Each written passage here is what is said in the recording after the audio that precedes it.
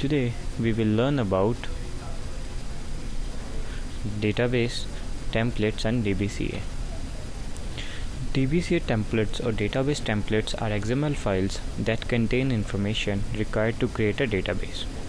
Templates are used in DBCA to create new databases and make clones of existing databases. The information in the templates include database options, initialization parameters, and storage attributes. Templates can be used just like scripts, and they can be used in silent mode, but they are more powerful than scripts because we have the option of cloning a database. This saves time in database creation because copying an already created seed databases files to the correct location takes less time than creating them as new. Templates are stored in the following directory: $oracle_hope/assistants/dbca/templates. The database configuration assistant, an Oracle supplied tool that enables us to create an Oracle database, configure database options for existing Oracle database, delete an Oracle database, and manage database templates. DBCA is launched automatically by the Oracle Universal Installer, but it can be invoked standalone from the Windows operating system start menu or by entering the DBCA command on Unix command line. DBCA can be used to create single instance databases, or it can be used to create or add instances in an Oracle Real Application Cluster environment. DBCA can run in three modes. First one is interactive mode, which is a graphical user interface. Second one is progress only mode. It is a non-interactive one, but the result is displayed on the screen. Third one is silent mode, in which it is also a non-interactive one, but the result and output will be written to the log file instead of showing it on the screen. Some advantages of DBCA. We can use its wizards to guide us through a selection of options, providing an easy means for creating and tooling our database. It allows us to provide varying level of detail. We can provide a minimum of input and allow Oracle to make decisions for us, eliminating the need to spend time deciding how best to set parameters. It builds efficient and effective databases that take advantage of Oracle's new features. It uses optimal flexible architecture, whereby data files and administrative files, including initialization files, follow standard naming and placement practices. Silent mode does not have any user interface or user interaction. It outputs all messages, including information, errors, and warning, into a log file. DBCA gets its information from a text file that is specified at the command line by using the -response file argument instead of interactive GUI input and output. If the -response file flag is given, then the installation is assumed to be of silent mode type. A response file contains answer to installation questions that otherwise would be provided by the user in an interactive installation session. Each answer is stored as a value for a variable that is identified in the response file. For example, values for Oracle_home or install type can be set automatically within the response file. Response file templates are generated by the installation developer. The response file template for the installation of the product can be found on the ship set, that is CD-ROM, under the device directory. Silent installations can be useful if we need to install an Oracle product multiple times on multiple computers, or if we prefer not to use the GUI because of performance reasons over a slow remote connection. If the option that you select while installing on each computer are always the same, then we save the time of reviewing each installation screen and selecting the various installation options. Silent installations can also ensure that multiple users in our organization use the same installation options when they install Oracle product. We can therefore more easily support those users because we already know what components and options have been installed on each computer. So there are two modes for DBCA, that are non-interactive mode and silent mode. In non-interactive mode, DBCA uses value that we specify in the response file or as command line option to create a database. As DBCA configures all and starts the database, it displays a screen that contains status messages and progress bars. The screen that it displays is the same screen that is displayed when we create a pre-configured database during an Enterprise Edition installation. To run DBCA in non-interactive mode, we must use a graphical display and set the display option. DBCA in silent mode. In silent mode, DBCA uses value that we specify in the response file or as a command line option to create a database. DBCA does not display any screen or information while it creates the database. It logs all the messages, including information, errors and warnings in a log file.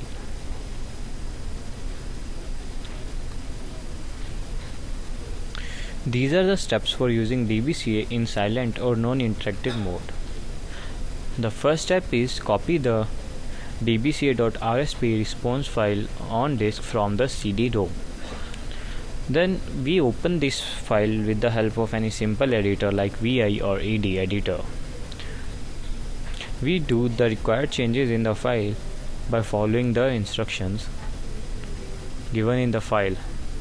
After we do our changes, we log into the Unix or the Windows environment as a Oracle user or any user which belongs to the Oracle group, so that we can have permissions for installing and running the Oracle software. After that,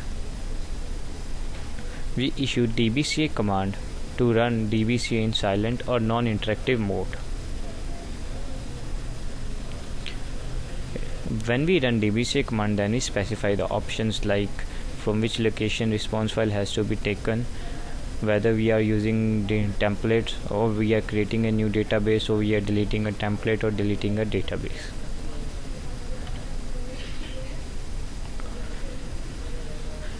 Here we are giving the command DBCA, then we are specifying the option like progress only, which is non-interactive mode. If we specify silent, then it will be a silent mode.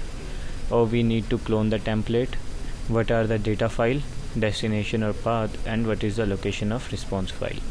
So here silent indicates that we want to run DBCA in silent mode. Progress only indicates that we want to run DBCA in non-interactive mode.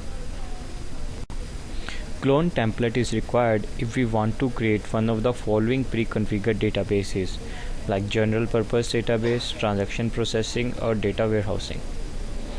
Data file destination specifies the parent directory where we want to create the database files.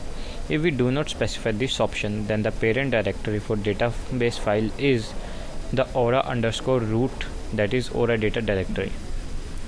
Local_dir is the full path of the directory where we have copied the dbca.rsp response file template.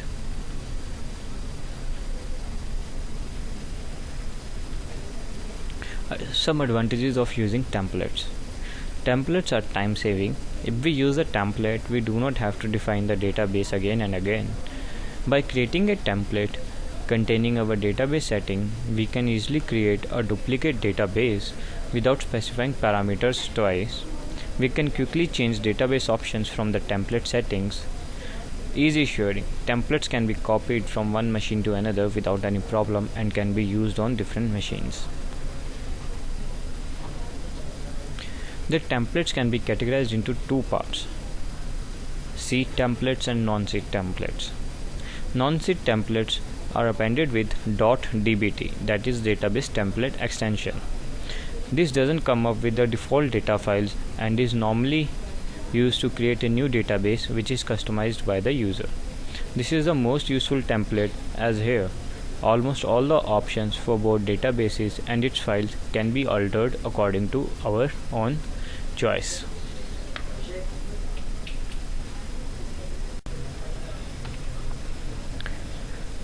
The extensions with the suffix of .dbc, that is database clones, are called seed templates, which actually contains a compressed file.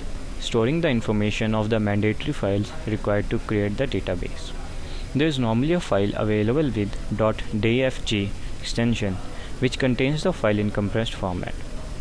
The DBCA one runs unzip this file and extracts the data over the device. The database is then reset and the name of the database is changed to the name that one mentions at that time. So this type of template contains both the structural and physical data files of an existing database. Our database starts as a copy of seed database and required the following changes like name of the database, destination of the file, number of control file, number of to-do log group and initialization parameters. Now there are 4 predefined templates that come along with the software. All the templates either predefined or newly created are in XML format. All the templates are stored in oracle_home/assistants/dbca/templates. First is data warehousing, transaction processing, general purpose and new database. The difference lies among these 4 is whether they support the creation of seed database. A starter database recommended to be created before one attempts to create a real production database. Creating this database would bring out any sort of issues which may get arise while creating an actual one too, helping a DBCA to troubleshoot those issues with these database only.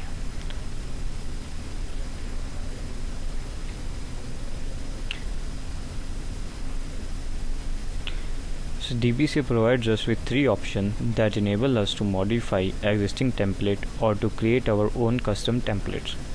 Our choices are: we can create a template from an existing template. Using an existing template, we can create a new template based on the predefined template settings. We can add or change any template settings such as initialization parameters, storage parameters, or use custom scripts. Second is from an existing database, structure only. We can create new template that contains structural information about an existing database, including database options, table spaces, data files, and initialization parameters specified in the source database. User-defined schema and the data will not be part of the created template. The source database can either be local or remote. Third option is from an existing database, structure as well as data, that is seed database. We can create a new template that has both structural information and physical data files of an existing database. Databases created using such template are identical to the source database. User-defined schema and their data will be part of the created template. The source database must be local. Oracle saves templates as XML files. While creating templates from existing database, we can optionally choose to translate file paths into optimal flexible architecture or maintain existing file paths. OFA is recommended if the machine on which we plan to create the database using the template has a different directory structure. Non-OFA can be used if the target machine has similar directory structure.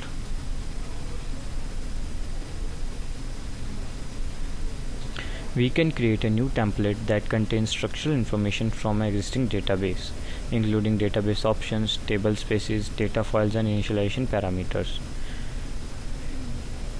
So user-defined schema and their data will not be part of the created templates. The source database can be either local or remote.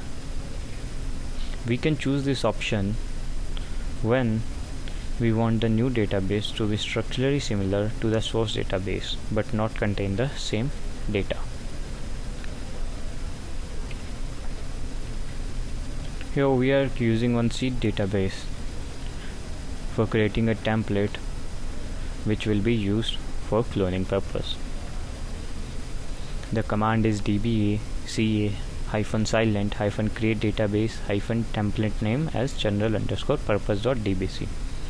After that, my database name, SID name, and the response file if I want to have any.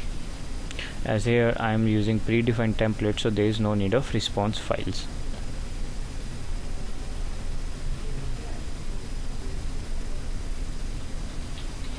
Here I am creating one database from the predefined templates or manually created template. Step by step it is creating a new database,